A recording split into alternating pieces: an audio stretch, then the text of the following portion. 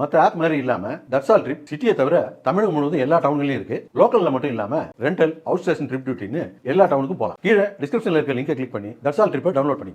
UGC பரிந்துரைத்த நபர் இல்லாமல் பல்கலைக்கழக துணைவேந்தர் நியமனத்திற்கான தேடுதல் குழுவை தமிழக அரசு அமைத்துள்ளதாக ஆளுநர் RN ரவி கண்டனம் தெரிவித்துள்ளார். இது தொடர்பாக அவர் வெளியிட்டுள்ள அறிக்கையில், துணைவேந்தர் பதவிக்கு நியமனம் செய்வதற்கான பெயர் பட்டியலை பரிந்துரை செய்யும் குழுவில் யுஜிசி பரிந்துரை செய்த நபர் இடம்பெற வேண்டும் என்பது விதி என தெரிவித்துள்ளார்.